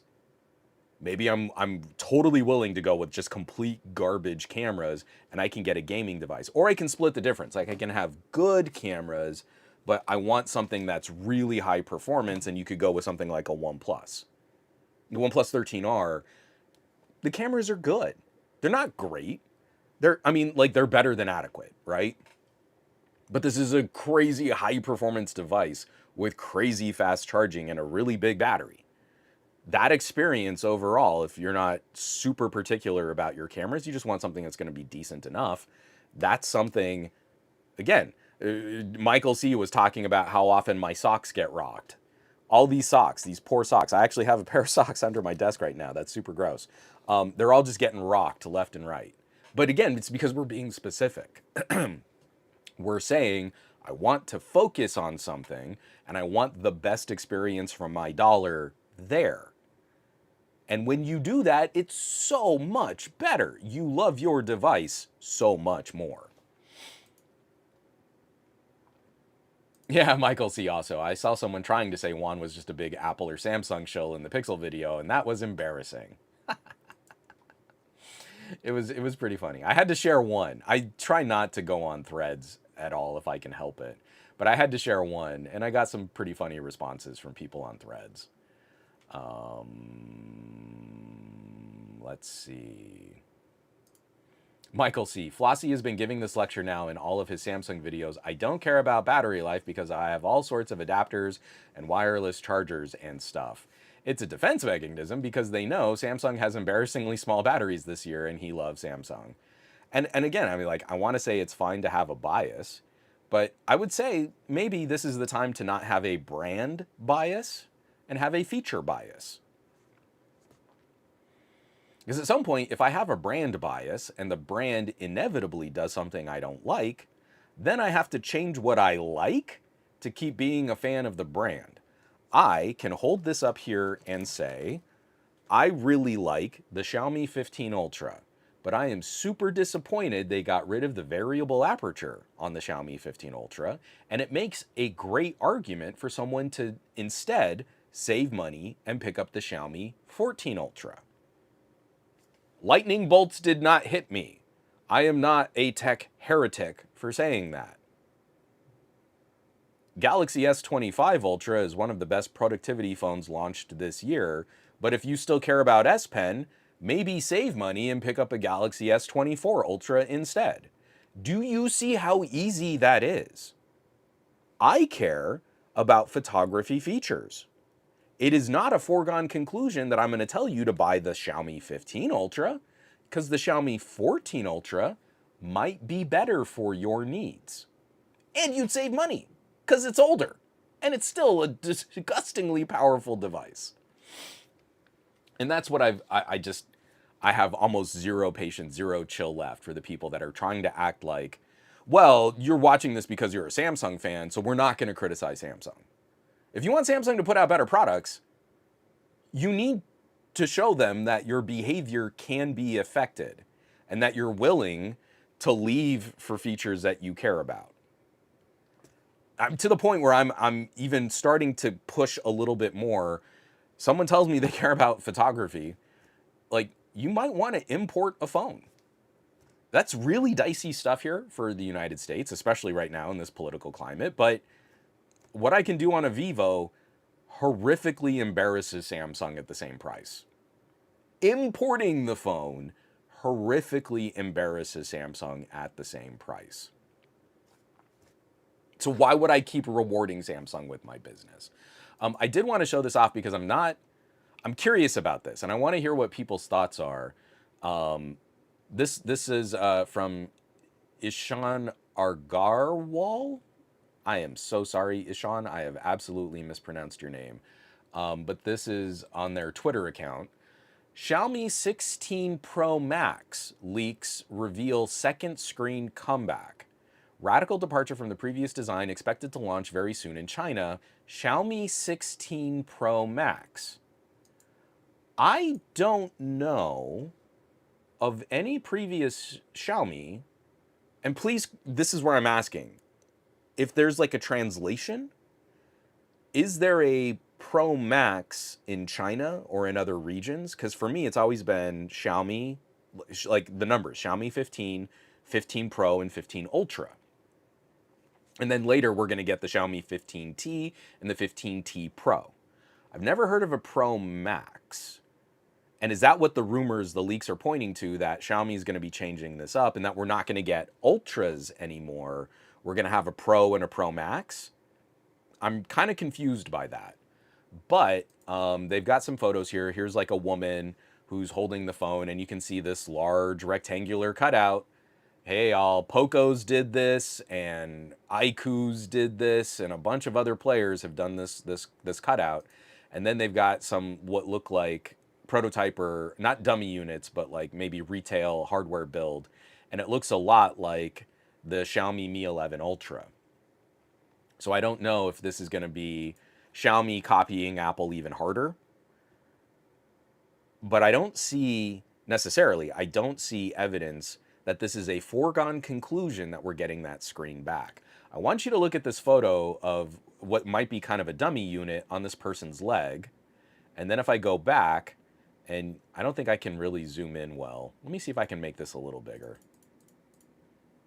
Yeah, not much at all. That didn't really help much. But when we see this large cutout, it's off angle, and this is a really low res photo, so there's not much we can glean from this. But I'm not seeing anything in there. It just looks like empty space. If there were another screen, I feel like there would be light refracting or angles or another rectangle that would be seen. So I don't know how we're coming to this leak, to this rumor, and saying, second screen comeback, this is going to be confirmed. This is what Xiaomi is going to do. And I'm not just kind of guessing on this. I spent some time with the Xiaomi Mi 11, the Mi 11 Ultra. It's really clear that there's something else in that rectangular housing. And I'll do it again here too. This is an inexpensive phone sold in India. The price tag on this is roughly $250, give or take, when you look at exchange rates and Indian currency. And when I hold this up here, you can see as I'm moving it around, there is another rectangle on the back of this phone. This $250 phone has a rear ticker display so that you can use your gooder cameras as your selfie cameras. The selfie quality on this phone is incredible at $250. It is very good and beats a lot of $1,000 phones if you're trying to take a photo of yourself and you haven't trained like I do to shoot rear camera blind selfies. You line up your shot with this little ticker display that you can see there is something else in this black bar. You can see how light plays with that rectangle in a slightly different way. I don't know that we are getting a rear display on the next Xiaomi. From what I see in these leaks and what I see of people holding like different units and dummies and stuff like that, to me, this is not conclusive. I would hope to see some other aspect. I'm purposely leaving this off, by the way. I turned the phone off so it doesn't like light up that rear rectangle. I'm not doing this and it's like in like an off state but still illuminated. This is what it looks like when the phone is completely off, and you can see there is a difference in hardware, especially like slightly off axis. Now you can see clearly that there is another rectangle on the back of this phone. I'm all about the glowing rectangles. I really miss my old subreddit. But again, I can't tell you how charmed I've been with a $250 India phone. This is the Lava Agni 3. Solid main camera, really good mid-ranger Dimensity performance, novelty ticker display, great selfies. You can use it as like a almost like a smartwatch, like notifications, alerts, little interactions on the back of the phone. $250. And we're sitting here saying the next $1,200 phone from Xiaomi is gonna bring back this ticker display, and we don't even know for a fact that it will. I don't know. I think leaks and rumors are kind of stupid.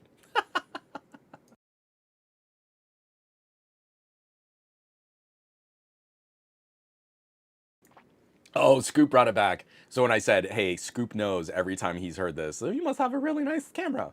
Scoop says, I cringe and seethe every time, especially when I'm showing them something I shot on a 120 medium format film. Wow, this just must be such a nice camera. This must be how you got your camera. Like you got such good photos. Let me see your camera. This must be a really nice camera.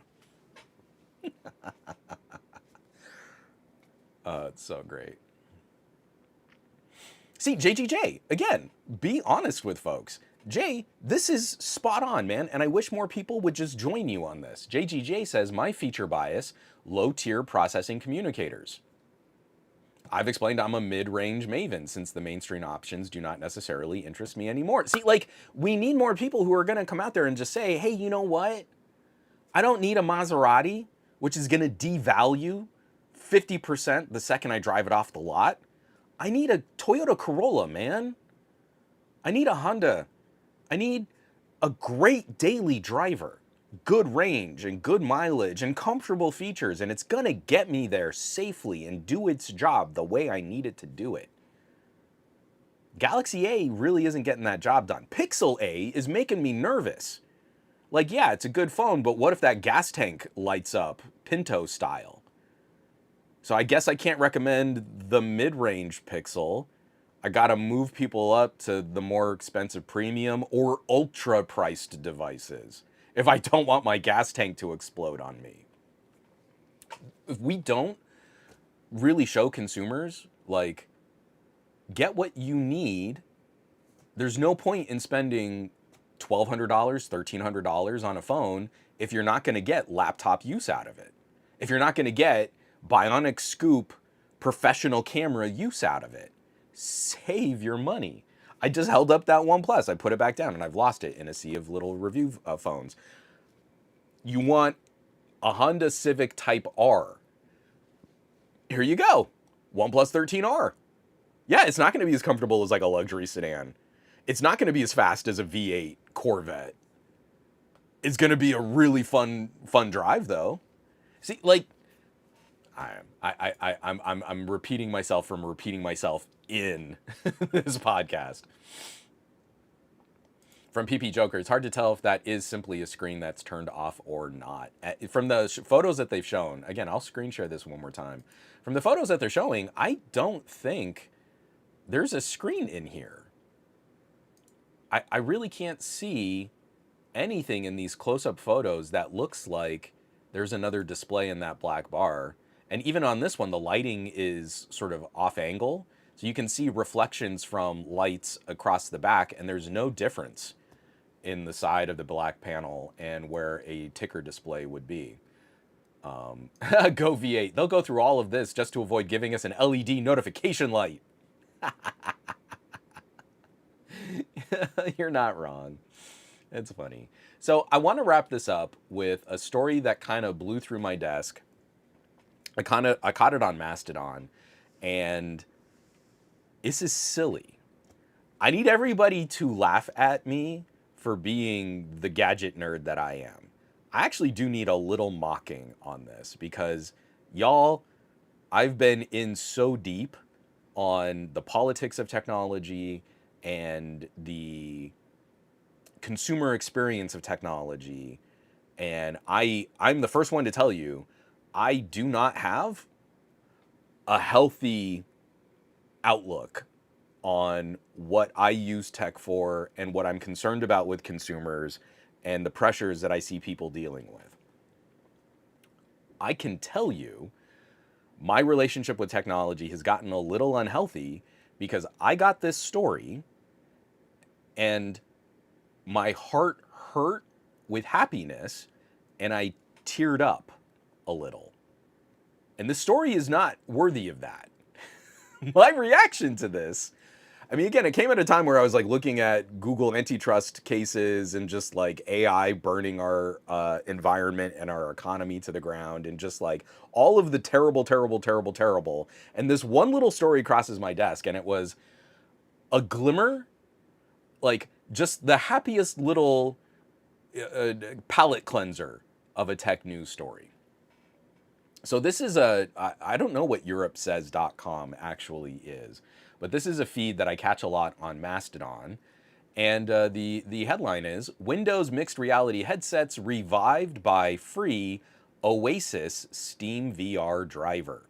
A lone Microsoft employee released an unofficial Steam VR driver for Windows mixed reality headsets called Oasis, re-enabling their use on Windows 11.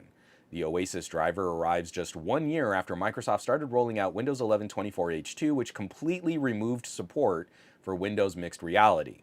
This meant that Acer, Asus, Dell, HP, Lenovo, and Samsung PC VR headset owners could no longer use their headset at all, not even on Steam, since Windows Mixed Reality had its own runtime and only supported Steam VR through a shim. I have that blue Acer up in my closet right now. And if it weren't for the fact that I'm like 6 videos deep on other production projects, I would have ripped it out of my closet and set this up. This is very high on my list of priorities to see if I can get this working and running again. Windows mixed reality headsets were not super popular, but they were a pretty decent way to dip your toe into VR. They were inexpensive. There was high compatibility with controllers, so you could buy controllers for one and use them on other MR headsets. And I have literally the cheapest, least expensive, and cheapest, like not nice, Acer in this lineup. I think Acer probably put out the lowest quality version of this, and I think Samsung probably put out the highest quality, maybe Samsung or HP. But if you can get your hands on one of those old HP or Samsung VR helmets, they're actually pretty nice. They're not going to compare to the newest Quest, the newest HTC. They're going to get stomped on by the visual quality of a Vision Pro or whatever Valve will finally grace us with. I'm still hoping, fingers crossed, the Deckard headset arrives this year. But a good practical way to try out some VR, inexpensive, and with requirements that aren't crazy. Like, you have to plug them into a PC, they are cabled, they are tethered, but then you have a really good PC gaming experience. And if your PC is decently powerful, you can run some really fun experiences off that. Like, you can fire up Beat Saber or Tetris Effect, games that they're not going to be the most graphically rich first-person action combat kind of experience, but they still sell the experience of VR really well. I can't tell you how many people I put that Acer on their heads and then fired up Beat Saber and they got lit up about VR. That first person experience with something that's accessible but isn't like, okay, now you have to hold your controller, and to cock your gun, you've got to bring your other controller, and then you do this to reload, which then you have to turn your safety off, and then you can point. But you can't walk in VR. What you have to do is then do this thumb trigger, which sends a teleportation icon out, and then you zip to that next thing. Like, my great aunt isn't going to do that. But my Aunt Karen, she passed a little while ago. When I was still at Newegg, I got this Acer, and I had my Razer 14 gaming laptop. It's still one of my favorite stories to tell. I plug it in, I set it all up, and I'm down at my grandfather's house, and I'm just having my relatives, my aunts and uncles, try out Beat Saber. Now, Karen's husband, Larry, super hardcore sci-fi nerd, and like mega, mega, mega Star Wars fan. And we put the headset on him, and he's like, oh, this is so cool, I've got lightsabers, and we're playing Beat Saber, and he's scrubbing out in like the first 10 seconds on the first song in the easiest mode. But he's having a blast.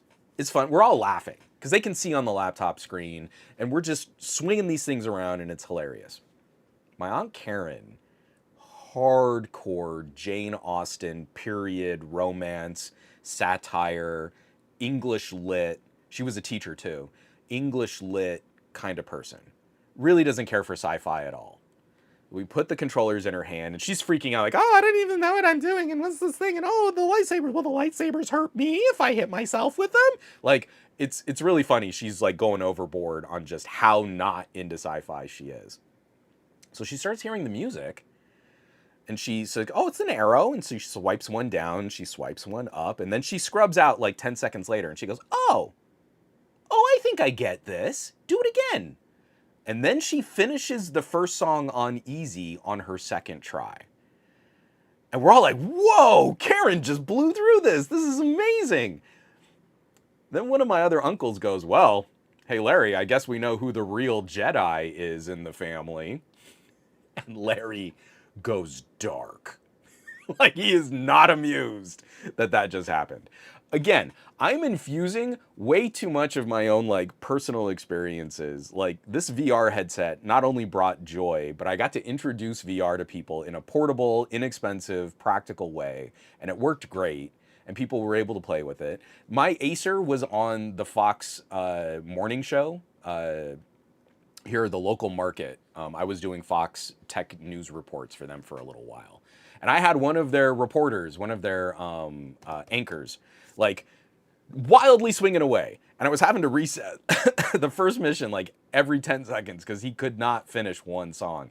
And this dude's like 6 feet tall, just one of the most gorgeous men you've ever seen in your entire life. Wildly, you think you look so cool with these lightsabers, and you look like such a dork. But I love Beat Saber for being that kind of intro experience. So I get this story, and the story pops up in my Mastodon feed. And I'm looking at that box up there thinking, Microsoft screwed me again.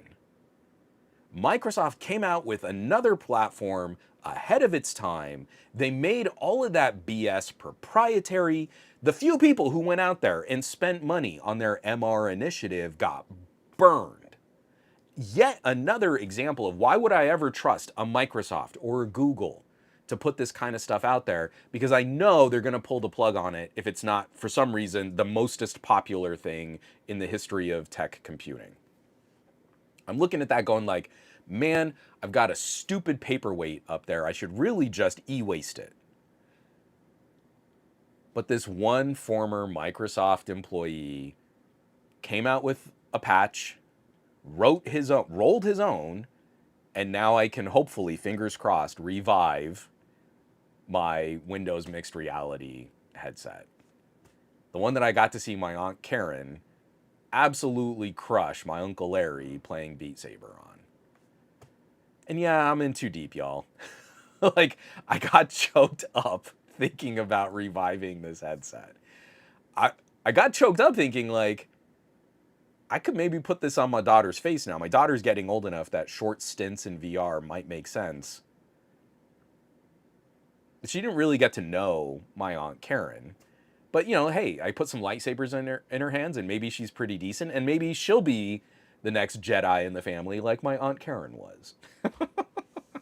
So, it was just a little nice bit of news with everything being so terrible, so much e-waste, so much garbage, fighting good policy like right to repair and net neutrality. And here's just some dude who's like, hey, you know what? It's not right. It's not right that all this hardware was just rendered completely useless because of Microsoft's short-sightedness, and one person came out and did the right thing and fixed it. I mean, like, if there's any hope for humanity, it's going to be the helpers like that. That really warms my heart. So, I think that's probably where we should, Brian Glaze, the forever family battle ensued from that day on. No, unfortunately, my Aunt Karen passed a couple years after that, but it's still one of my absolute glowing favorite memories of doing something really nerdy with my family. But, like, again, really nerdy and people getting into it and sharing that. You show someone there's something really geeky, I think you're gonna like it. And we're not having fun with this kind of stuff anymore. So it's nice. This one was nice, and I really wanted us to leave off with that one. From Ken X. Now I wonder what drunken karaoke looks like at the SGG Gadget Lab. My family didn't get as much into karaoke. My dad's side of the family would do a ton of karaoke. And man, those Irish, when they drink, they get loud and they get fun. There's lots of chanting in the Bagnell household. You know, like, it's pretty great. So, Before my voice completely fails, we're going to go ahead and wrap that here. I have tons of stuff coming out. I've got this adorable NOS. I'm just going to take the lid off, but the folks at Ugreen sent a little box my way with 4 big ol' hard drives in it, so hopefully we'll have some fun stuff to talk about there very soon. I have been teasing some coverage on the new Ray Neo. You can see my shorts. That sounds so dumb. You can see my short form videos on the Ray Neo Air 3S Pro. I always forget like all of the Air word number Pro. Some really great face displays coming out soon. I am almost finally done. I feel so bad. I've had this phone forever and I love it, but I haven't finished the review on it for the Vivo FE, the X200 FE, and of course some follow-up conversation coming soon on the Pixel 10 Pro XL and what my experiences have been with some updates and some patches and some bug fixes. I know we're about to get slaughtered with iPhone news from people who really only care about the trendiest of trending topics. So this is the perfect opportunity. If you don't want your YouTube feed to be decimated by, I use an iPhone for 24 hours, should I switch? Kinds of content, you need to go out of your way to show YouTube you're not going to click on 20 iPhone videos. The second that happens, maybe go and look up some older videos on network attached storage or making a home lab or moving your Plex to Jellyfin or any of those other creators who are trying to broaden this tech conversation that YouTube is trying to crush under the heel of their boot, because they only want you to watch whatever is going to be the trendiest of trendy so that they can make more money on ad sales, where they, pulled in $260 billion last fiscal year, and we can't find them when they abuse their market position. See how I tied it all back from like really, really hopeful and bright and happy and I love my VR headset to everything sucks. I'm gonna go. So, thank you so much for watching. I really appreciate all the people who share and participate. You come, you show up in the comments, you leave those great comments, but then also, for those who can, sharing and supporting, if you're, sending this stuff out on social media, just bringing more people to this community, to these conversations, or if you're able to, if you have the means to hit the Patreon, patreon.com/somegadgetguy. So, I will catch you all back next week for another episode of the Monday Morning Tech Chat Show on the SGGQA podcast channel. Thank you. Be safe. Take care of yourself so you can keep taking care of others. They don't know how badly they need a good tech neighbor, and you're going to be there for them, and I love you all for that, and I'll catch you back.